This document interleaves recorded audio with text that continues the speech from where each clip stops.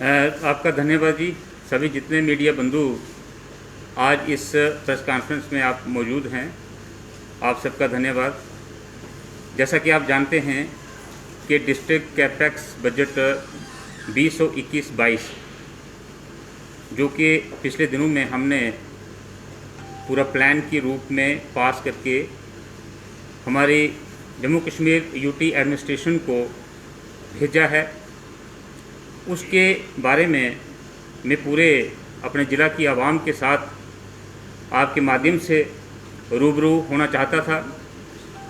पिछले कल कुछ अपनी कुछ मसरूफियत की वजह से मैं ये सारा ब्यौरा जो है वो आपके समक्ष और अपनी जनता के समक्ष नहीं रख सका, लेकिन आज आपकी वसादत से ये सारा कार्य जो है संपन्न हम करेंगे।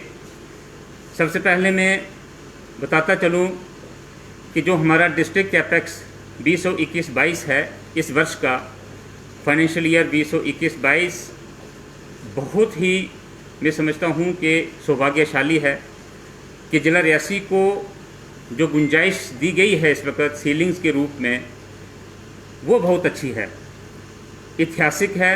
और इतनी सीलिंग्स यानी 1125 करोड़ की सीलिंग किसी भी डिस्ट्रिक्ट के लिए और विशेषकर रियासी जैसे छोटे डिस्ट्रिक्ट के लिए मिलना, ये बड़ी एक सौभाग्य की बात है। मैं अपने यूनियन गवर्नमेंट नरेंद्र मोदी जी की सरकार का बहुत बहुत आभारी हूँ, धन्यवादी हूँ कि जिन्होंने रियासी ज़िला को बाकी 20 ज़िलों के तुलना में अग्रसर रखा है। मैं अपनी जम्मू कश्मीर की यूटी की एडमिनिस्ट्रेशन को भी बधाई देता हूँ और अपने रियासी ज़िला की आवाम को भी बधाई देता हूँ कि इस किस्म का प्रायोरिटी मिलना अपने डिस्ट्रिक्ट के लिए वाकई ही महत्वपूर्ण है। यहाँ हम खुशी है कि इस बड़े प्रावधान को हम लाने में और अपने लोगों के लिए इसको सर्व करने में एक जो है एक उसके हम सक्षम हुए हैं।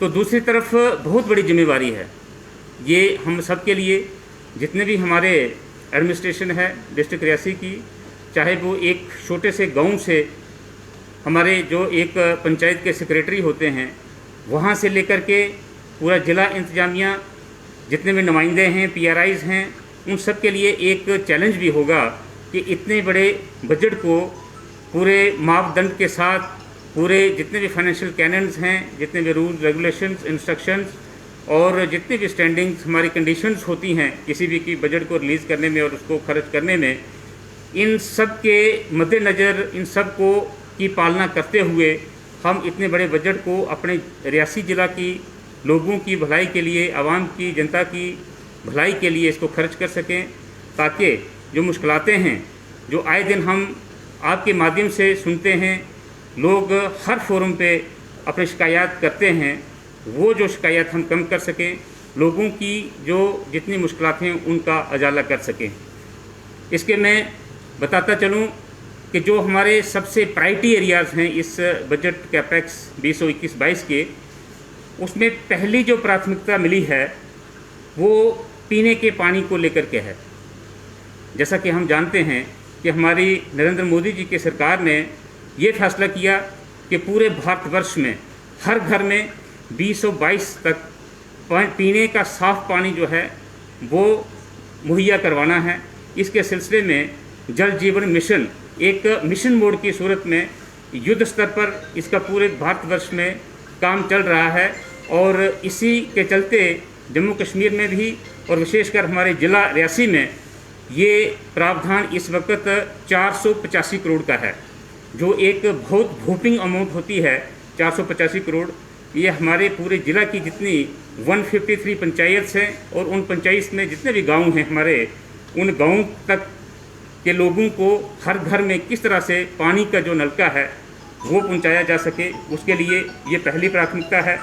दूसरी प्राथमिकता हमारी रोड कनेक्टिविटी को लेकर के, जैसा कि हम जानते हैं कि प्रधानमंत्री सड़क योजना जो हमारे स्वर्गीय प्रधानमंत्री अटल बिहारी वाजपेयी जी ने पूरे भारतवर्ष में चलाई थी, और ऐसे गांव जहां जो अनकनेक्टेड थे, ये पिछले 20 वर्षों में युद्ध स्तर पर इसका काम हुआ है।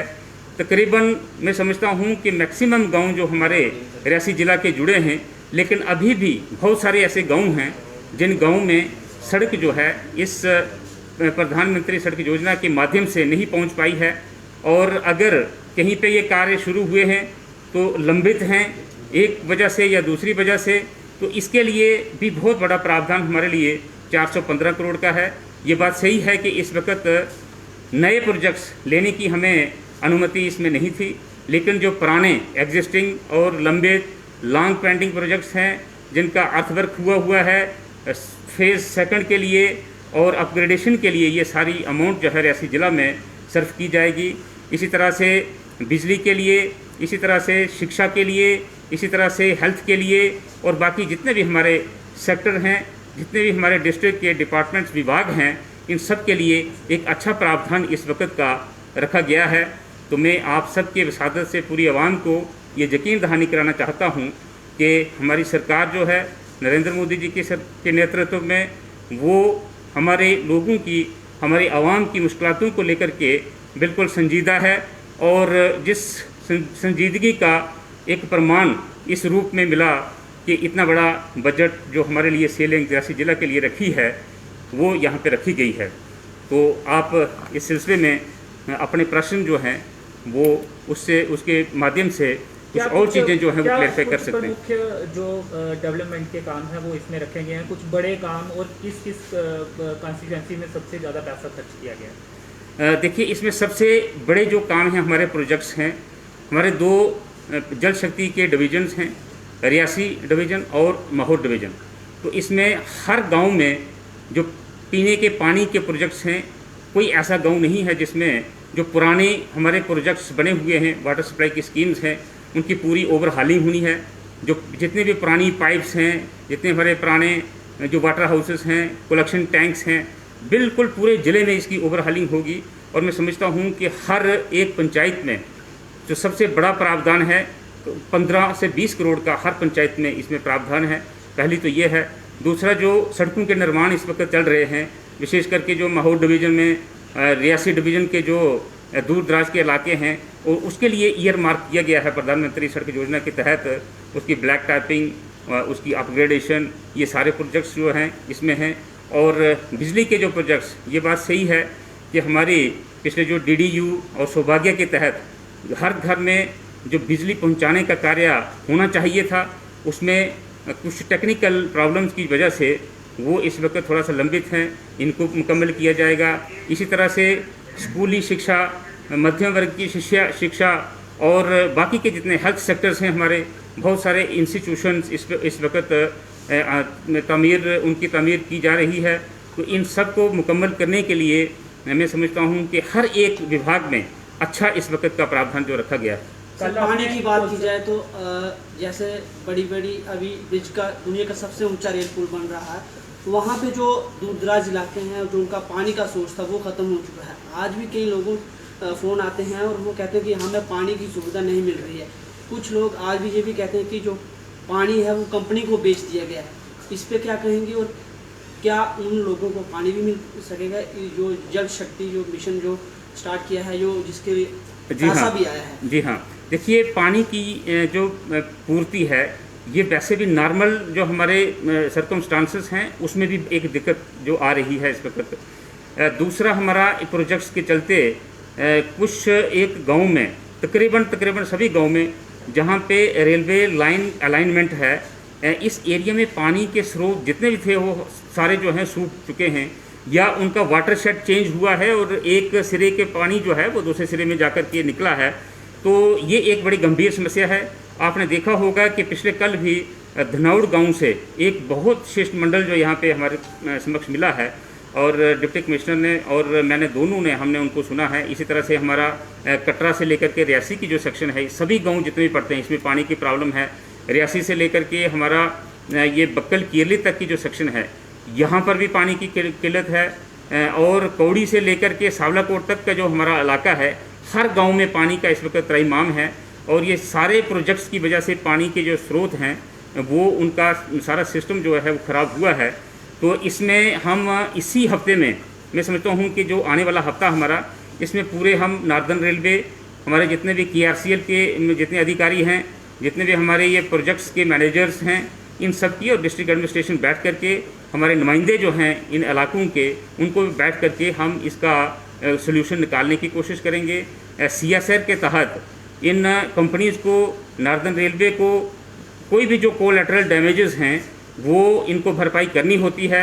उस भरपाई के तहत इस वक्त तक 7-8 करोड़ रुपया पानी की पूर्ति और जो इसका नुकसान हुआ है उसकी पूर्ति के लिए इन्होंने ईयर मार्क किया था, लेकिन अभी तक इस वक्त तक सिर्फ कोई 4 करोड़ के करीब ही पैसा जो है वो रिलीज़ किया गया है और उस 4 में से भी थोड़ा बहुत पैसा इस वक्त तक अभी अनयूटिलाइज्ड है। तो जो पैसा अभी तक ये हमारे हवाले नहीं किया है वो उसके लिए भी हम कोशिश करेंगे और जो नए हमारे जितने भी स्रोत ख़त्म हुए हैं उनकी भरपाई के लिए किस तरीके से पानी जो है आवाम तक पहुंचाया जाए। और ऐसे प्रोजेक्ट्स, हमारा ये कंसेप्ट रहेगा कि ऐसे प्रोजेक्ट्स बनाए जाएं जो लॉन्ग लास्टिंग हों। टेम्पररी प्रोविज़न जैसे टैंकर के ज़रिए पानी दे दिया या एक महल्ले में आज दिया फिर परसों दूसरे महल्ले में दिया तो इससे काम नहीं चलेगा। तो इस तरह के बहुत सारे जो इश्यूज़ हैं और मैं समझता हूँ कि जो सब्सिडरी इश्यूज़ हैं इस प्रोजेक्ट को लेकर के लोगों की ज़मीनें कुछ तो एक्वायर हुई थी लेकिन उसके अलावा भी बहुत सारे नुकसान हुए हैं, वो सारी चीज़ें जो हैं इसमें डिस्कस होंगी।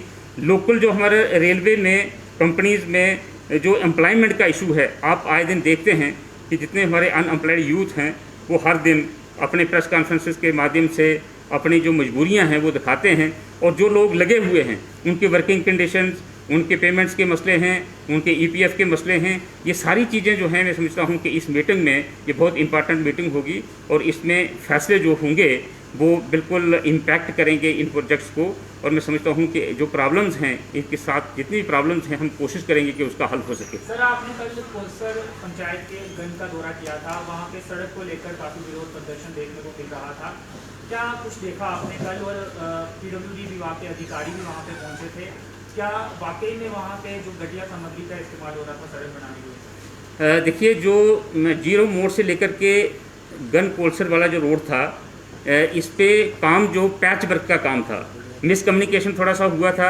आवाम ने सोचा कि ये लुक किस किस्म की पड़ रही है कि ये खाली कुछ एरिया में डाल रहे हैं कुछ एरिया में नहीं डाल रहे हैं। एक तो वो थोड़ा सा मिसकम्युनिकेशन था। जो स्टार्ट की गई थी लुक वो मलैड गांव की तरफ से जो टेक ऑफ है वहाँ से ली गई थी और उस जो पहले शुरुआती जो किलोमीटर है वहाँ का जो काम है वो मैं देखा वो तो अच्छा हुआ था, उसमें किसी किस्म की कोई दिक्कत नहीं थी।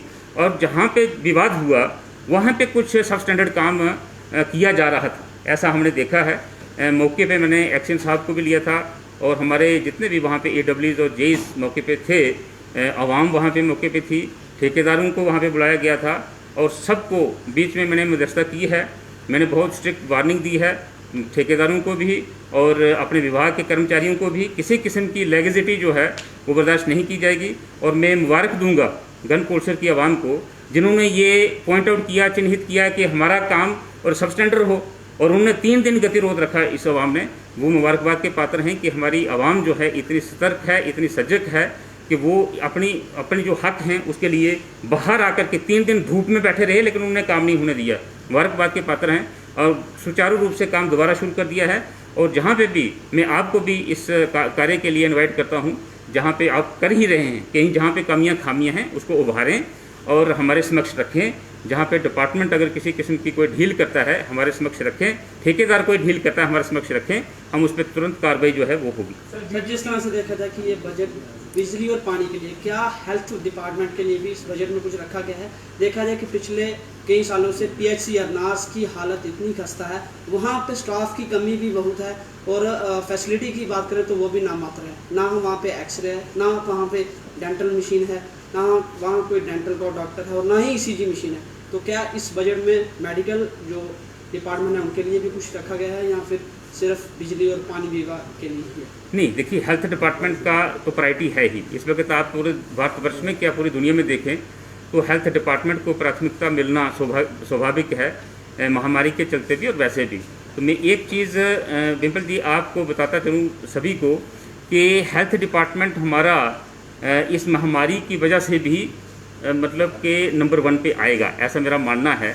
जो दूर गांव तक, जहां तक पहले किसी कारणवश वहाँ तक नज़र या सोच नहीं पहुँचती थी, प्रायोरिटी नहीं मिलती थी, वो इस बार मिलेगी। इस बजट में भी प्रावधान है और वैसे भी गवर्नमेंट की एक ज़बरदस्त एक फोकस है इन एरियाज़ महामारी को लेकर के भी, कि हर गांव में आपने देखा होगा कि हर गांव में कोशिश है, हर पंचायत में कोशिश है कि ऑक्सीजनेटेड बेड जो है वो एक रखा जाए, आरक्षित रखा जाए इस महामारी के लिए।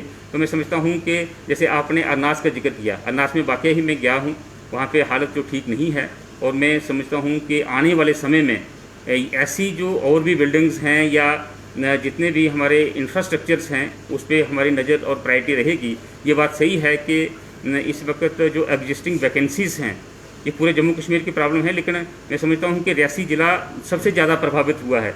अगर हम स्टाफ की पूर्ति को लेकर के बात करें तो हेल्थ डिपार्टमेंट पीछे नहीं है। बहुत सारे एरियाज़ में इतनी किल्लत है MBBS डॉक्टर्स की, हमारे पैरामेडिकल स्टाफ की, हमारे सबॉर्डिनेट स्टाफ की, कि लोग उस प्रॉब्लम से बहुत बुरी तरह से जूझ रहे हैं। तो ये हमारी चीफ सेक्रेटरी साहब के साथ भी मीटिंग हुई है परसों। हमने सबसे पहले प्राथमिकता इस पॉइंट को भी दी है कि जितने भी वैकेंसीज़ हैं, चाहे वो एजुकेशन में, आज देखिए कि आप रियासी ज़िला में हमारे 6 जोन्स हैं और 6 जोन्स हैं इस वक्त JDUs नहीं हैं, खाली हैं। इसी तरह से हमारे head masters, lecturers, teachers, master grade की कितनी ही असामियाँ जो हैं रिक्त पड़ी हैं। तो ये सारी चीज़ें जो हैं हमने अथॉरिटीज़ के समक्ष रखी हैं। मुझे उम्मीद है कि आने वाले दिनों में इस पर काम होगा और ये चीज़ें जो हैं ये दुरुस्त होंगी। सर, कितनी सैलरी डीडीसी चेयरमैन को, वाइस चेयरमैन को सरकार दे रही है? और ये बातें सुनने में आ रही हैं कि 10-10 लाख रुपया पर्सनल व्हीकल के लिए भी मिला हुआ है। ये भी सर लोग तो जानना चाहते हैं ना कि हमने जिनको चुन के भेजा वो कितनी तनख्वाह दे रही है सरकार ने। देखिए, जहाँ तक तनख्वाह का ताल्लुक है, तनख्वाह तो नहीं होती है, ऑनरेरियम होता है। लेकिन अभी तक जो गतिरोध हुआ था आपको पता है, उसके बाद कोई दोबारा से कोई इसमें आर्डर्स इशू नहीं हुए हैं। अभी गाड़ियों का या हमारी सिक्योरिटी का या हमारा जितना वेतन वगैरह का जो मसला है वो अभी इस वक्त हम नहीं बता सकते हैं, क्योंकि इसमें कुछ नई तब्दीलियां उन्होंने उस वक्त कहा था करने के लिए। तो जब हो जाएंगी तो आपके समक्ष रखेंगे। इसके अलावा रियासी ज़िला के जो कुछ ऐसे हमारे पब्लिक इम्पॉर्टेंस के इश्यूज़ थे, मैं वो बताता चलूँ कि हमारी काउंसिल ने उसमें पूरी एक डिस्कशन करी है। सभी जितने भी 14 के 14 हम मेंबर्स थे, उन्होंने इसकी इम्पॉर्टेंस को, इसकी अहमियत को समझा है और एक रेजोल्यूशन के ज़रिए हमने इसमें इस सेशन में 3 रेजोल्यूशन जो हैं वो पास किए हैं। ये मैं समझता हूँ कि ये तीनों रेजोल्यूशन जो हैं बहुत ही रियासी ज़िला की आवाम के लिए इम्पॉर्टेंट हैं। तो इस चीज़ को ध्यान में रखते हुए 3 रेजोल्यूशन, सबसे पहले मैं आपको बताता चलूँ कि हमारा जो टोल टैक्स का मसला है, जैसा कि हम जानते हैं आए दिन ये एक आपकी भी फहरिस्त में सबसे सरे फहरिस्त रहता है। तो और टोल टैक्स वाकई ही एक जनून मसला हमारे रियासी ज़िला के लोगों के लिए। तो ये हमने उस सिलसिले में डिस्कशन करी है और इसमें रेजोल्यूशन पास किया है। ये रेजोल्यूशन भी आपको मैं दिखाना चाहता हूँ कि ये रेजोल्यूशन सभी जितने भी अक्रॉस द बोर्ड, हम 14 मेंबर्स थे, चाहे हम सियासी राजनीतिक किसी पृष्ठभूमि से ताल्लुक़ रखते हैं, लेकिन सभी ऑनरेबल मेंबर्स ने इसमें संजीदगी दिखाई है। और हमने ये एक रेजोल्यूशन सबसे पहले पास करके जो कंसर्न्ड अथॉरिटीज़ हैं, जिसमें यूनियन मंत्री हमारे honourable union minister for surface transport and national highways, ये उनके समक्ष हम मुद्दा उठाएंगे। उसके बाद ऑनरेबल LG जम्मू कश्मीर, वर्दी चीफ सेक्रेटरी जम्मू व कश्मीर, डिवीजनल कमिश्नर, जितने भी संबंधित विभाग हैं वहाँ तक हम इस मसले को लेकर के जाएंगे। और काउंसिल में पास करने का ये एक और भी इसका महत्व हो जाता है कि हमारी आवाम कितनी इस मुद्दे से परेशान है और काउंसिल उस मुद्दों को लेकर के, लोगों के प्रॉब्लम्स को लेकर के कितना संजीदा है। तो ये हम गवर्नमेंट के समक्ष रखेंगे। ये एक रेजोल्यूशन है। उसके बाद हमारा दूसरा रेजोल्यूशन जो है, जैसा कि हम जानते हैं कि हमारे वारीदार कम्युनिटी है। वारीदार कम्युनिटी पिछले 35 साल से अपने हकूक़ के लिए लड़ रही है। ये गरीब लोग हैं। माता वैष्णो देवी का जो 1986 से पहले का जो वहाँ पे इंतजामिया थी, इन लोगों के हाथ में थी। इन्होंने सदियों से वहाँ पे बैठ करके इस माता वैष्णो देवी के जो जितना भी मैनेजमेंट थी उसको चलाया, लोगों को सहूलियत दी। लेकिन ओवरनाइट इनको वहाँ से निकाला गया और जिसकी वजह से ये लोग आज तक 35 साल से अपना हक जो है वो लेने के लिए बहुत बार धरने, प्रदर्शन, कोर्ट का रास्ता, राजनीतिक पार्टियों के पास भी ये पहुँचे हैं। तो इनकी सहायता के लिए भी हमने एक रेजोल्यूशन जो है ये पास किया है, और ये रेजोल्यूशन हम यूनियन होम मिनिस्टर साहब को भी पेश करेंगे, हमारे जो एलजी हैं महोदय जम्मू कश्मीर के, उनके समक्ष भी रखेंगे, क्योंकि वो श्री माता वैष्णो देवी श्राइन बोर्ड के चेयरपर्सन भी हैं, चेयरमैन हैं। तो ये उनके समक्ष भी रखेंगे, और हमारी जितने भी गवर्नमेंट है उसके समक्ष भी रखेंगे कि इन लोगों के साथ इंसाफ किया जाए। ये भी सभी हमारे जितने 14 मेंबर्स थे, चाहे वो किसी भी पार्टी से, किसी भी दल से, किसी राजनीतिक पृष्ठभूमि से ताल्लुक़ रखते थे, सभी की सहायता से बिल्कुल एक आवाज़ होकर के, कोई मतभेद नहीं था। ये रेजोल्यूशन हमने दूसरा जो है ये पास किया है बारीदारों के हक़ में। और तीसरा रेजोल्यूशन जो है वो हमारे जो जितने भी डीडीसी मेंबर्स हैं, देखिए हम जितने भी डीडीसी मेंबर्स हैं, चाहे चेयरपर्सन हैं या वाइस चेयरपर्सन हैं, हम गांव देहात की आवाम की नुमाइंदगी करते हैं। और मैं समझता हूं कि हमारे देहातों में 75% 80% तक की आबादी जो है ये देहात में रहती है, और जितनी मुश्किलात पूरे जम्मू कश्मीर में हैं उनमें से मैं समझता हूं कि 90% जो परेशानियां, मुश्किलातें हैं और गवर्नमेंट का फोकस एरिया है वो ये देहात हैं।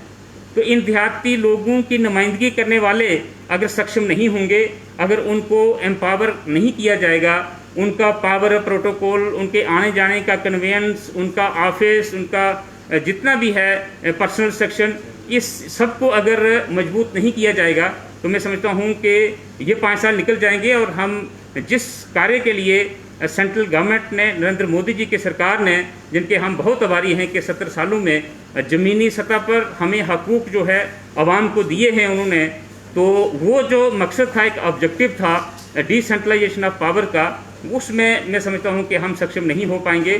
तो इसलिए भी एक ये हमने रेजोल्यूशन पास किया है। इस रेजोल्यूशन के माध्यम से हम अपनी सरकार को भी ये चेताएंगे कि इन अवाम की बेहतरी के लिए इन अवाम के नुमाइंदों को मजबूत किया जाए, इनको पावर्स, प्रोटोकॉल्स और जितने भी ज़रूरी चीज़ें हैं, जो लॉजिस्टिक्स और बेसिक सपोर्ट जो है ये की जाए, ताकि हम अपने अवाम का भरपूर तरीके से उनकी सेवा कर सकें, उनके मुश्किलातों को हल कर सकें। ये 3 जो हैं हमारे रेजोल्यूशंस बहुत इम्पॉर्टेंट मैं समझता हूँ कि रियासी की आवाम के लिए ये हमने पास किए हैं। मैं अपने जितने भी हमारे काउंसिल के ऑनरेबल मेंबर्स हैं उन सब का धन्यवाद करता हूं कि उन्होंने सब ने बा-इत्फाक राय इन रेजोल्यूशंस को पास किया है।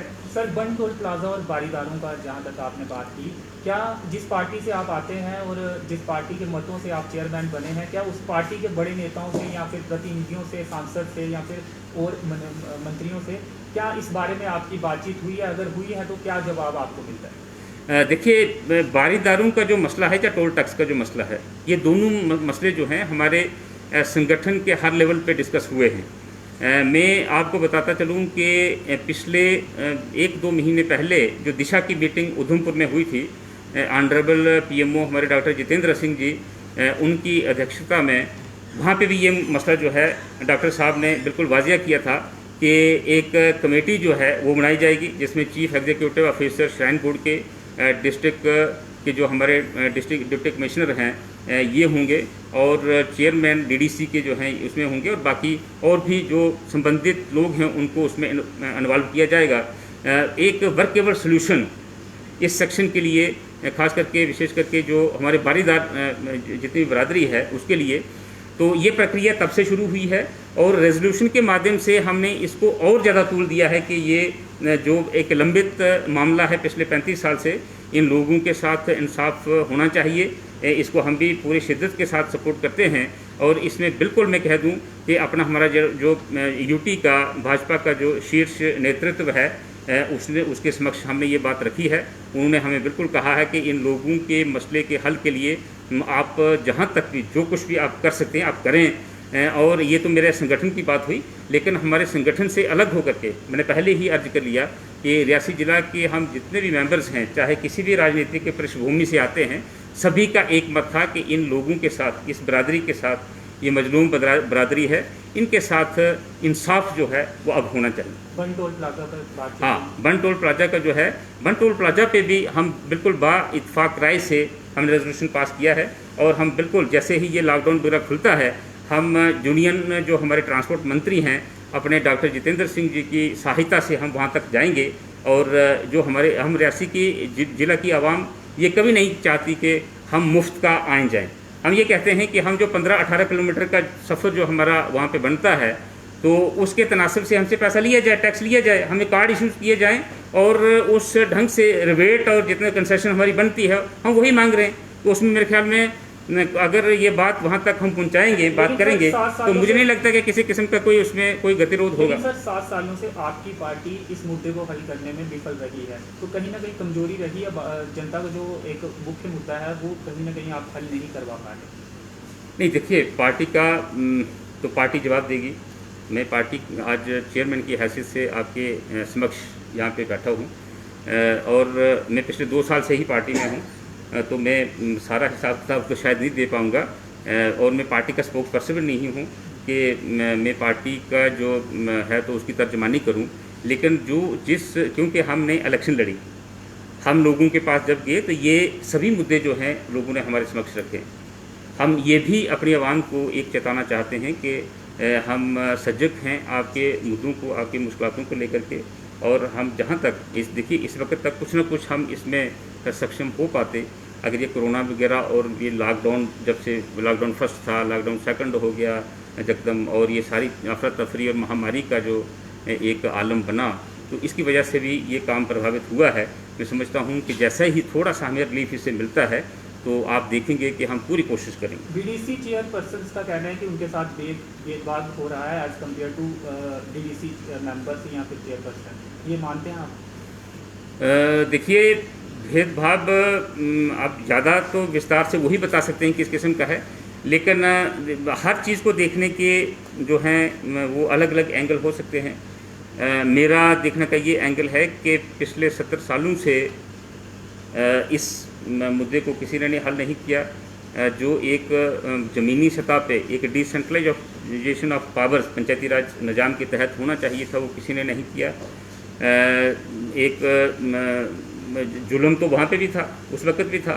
आज अगर कुछ कदम हमारी सेंट्रल गवर्नमेंट जो है नरेंद्र मोदी जी की सरकार अगर चली है और दिन रात कोशां हैं वो कि इन अदारों को, इन संस्थानों को मजबूत किया जाए, तो मैं समझता हूँ कि एक पॉजिटिव एंगल से भी अगर देखें तो कुछ ना कुछ सफ़र तो हम तय कर रहे हैं। ये बात सही है कि जिस लेवल पे, जिस ढंग से, जिस सतह तक इसको ले जाना चाहिए था शायद नहीं हो पाया है। वो बीडीसीज़ हों या हमारा फर्स्ट टीयर हो या हमारा डीडीसी हो, हमने अपने हक में भी रेजोल्यूशन पास किया, तो इसका मतलब ये भी है कि हम भी संतुष्ट नहीं हैं। लेकिन संतुष्ट होना अलग बात है, लेकिन एक किसी चीज़ का शुभ आरंभ करना वो दूसरी बात है। तो मैं समझता हूँ कि एक अच्छी पहल जो हमारी सेंट्रल गवर्नमेंट ने की है, हमारी यूटी की एडमिनिस्ट्रेशन ने इस 73rd और 74th अमेंडमेंट को यहाँ पे लागू करके गांव देहात के लोगों के साथ जो पिछले 70 सालों से बेइंसाफ हुआ करता था उसको ख़त्म करने की शुरुआत की है। तो हम सब मिल करके, फर्स्ट टीयर हो, सेकंड टीयर हो, थर्ड टीयर हो, ये पंचायती राज निज़ाम का एक पूरे हिस्से के अलग 2-3 पहलू हैं, लेकिन हम एक हैं और एक प्लेटफार्म पर होकर के हम इन संस्थानों को मजबूत करने के लिए अपनी सरकार के साथ, और जहाँ पे ज़रूरत होगी हम वहाँ तक और फाइट करेंगे और अपने हकूक़ को लेने के लिए, ताकि हमारी जो आवाम है उसकी मुश्किलातों का हल कर सकें और लोकल लेवल पे ये हल हो सके, उसके लिए पूरी कोशिश करेंगे। सर सिटी स्कैन की मशीन जो हॉस्पिटल में अभी तक लग भी चुकी है, वो भी तैयार है, लेकिन चलाने के लिए स्टाफ का मेंबर कोई नहीं है वहाँ पे भी। स्टाफ का मैंने पहले भी जिक्र किया कि स्टाफ की बहुत प्रॉब्लम है। एक मैं अनफॉर्चुनेट ही कहूँगा कि जो हमारी डॉक्टर फ्रेटर्निटी है, आपने पिछले दिनों में हमारा एक एक्सपीरियंस बताता है कि डॉक्टर साहिबान की ट्रांसफ़र्स करवाई हैं लेकिन ज्वाइन नहीं करते हैं, पेरिफेरी समझा जाता है रियासी डिस्ट्रिक्ट को। तो ये एक थोड़ा सा उसकी वजह से भी हुआ है।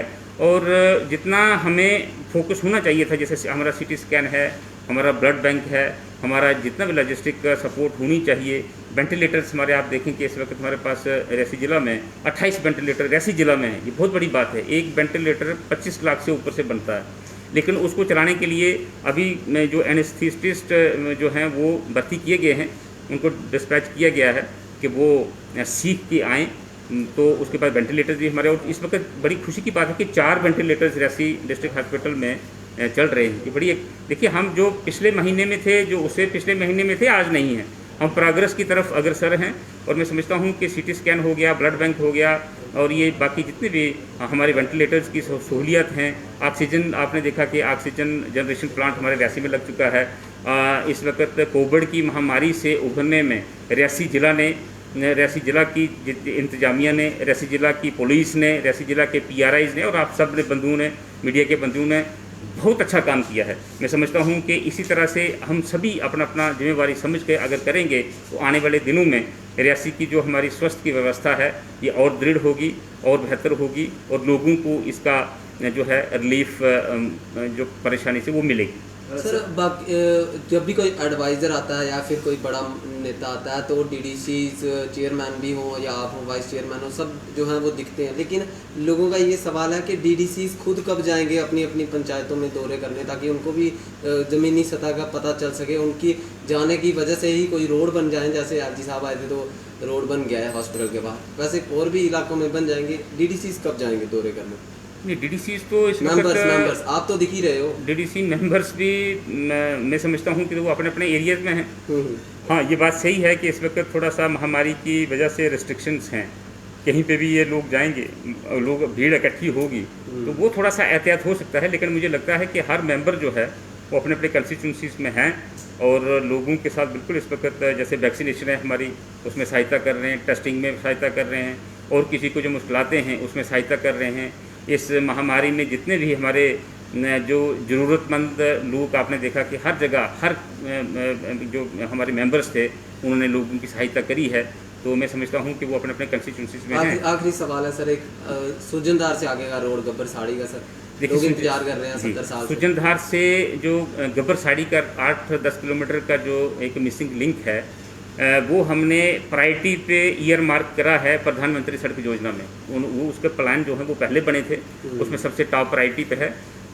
मैं ये बात मैं बताता चलूँ कि पिछले 21 साल से जब से प्रधानमंत्री सड़क योजना हमारे जम्मू कश्मीर में रही है, आज तक ये सभी रोड जो हैं बन जाने चाहिए थे। अनफॉर्चुनेटली बहुत सारे गांव हमारे रियासी ज़िला के अभी भी अनकनेक्टेड हैं, लोगों को बहुत असुविधा की जो है उनसे सामना करना पड़ रहा है। लेकिन इस वक्त नए प्रोजेक्ट्स जो हैं प्रधानमंत्री सड़क योजना के, चाहे थोड़ा सा विलम्ब उन्होंने खुद किया है, इसलिए किया है क्योंकि पूरे जम्मू कश्मीर में जो अर्थवर्क होकर के पड़ा था, पहले क्या सिस्टम हुआ करता था कि अर्थवर्क का ठेकेदार अलग है, उसके बाद फेज़ सेकंड के लिए अलग होता था। तो वो क्या होता है कि अर्थवर्क तो बड़ी खुशी से कर लेते थे क्योंकि उसमें प्रोग्रेस और उसमें फ़ायदा ज़्यादा होता था कंट्रैक्टर को। जब अपग्रेडेशन की बारी होती कोई टेंडर ही नहीं पड़ता था। तो अब ये सिस्टम हुआ है कि जितने भी रोड खोल करके रखे अर्थवर्क खुला है वो रोड सबसे पहले उनको अपग्रेड करना है, उनको ब्लैक टॉप करना है, और जब नए रोड हैं उसके बाद लिए जाने हैं। तो मुझे उम्मीद है कि इस फाइनेंशियल ईयर में ये जितने भी हमने प्लान में रखे हैं, हर एक DDC मेंबर को उन्होंने एक सीलिंग दी थी कि 5 रोड जो हैं वो हर एक मेंबर दें, जिसमें मेरी अपनी कंस्टिट्यूंसी का जो सबसे टॉप मोस्ट प्रायोरिटी पे जो आपने नाम लिया है सुजनधार से सिरोड गब्बर का रोड है, और जो जैसे ही वो वहाँ से नेटवर्क में, कोर नेटवर्क में उसको लेते हैं तो मैं समझता हूँ कि हम उसमें सफल होंगे। आजकल सर अफवाहों का बाजार जो है गर्म रहता है कि असेंबली इलेक्शंस की बात की जा रही है, तो बड़े सारे लोगों का ये भी सवाल है कल को असेंबली इलेक्शंस होती हैं तो क्या सरब सिंह जी उसमें भाग लेंगे?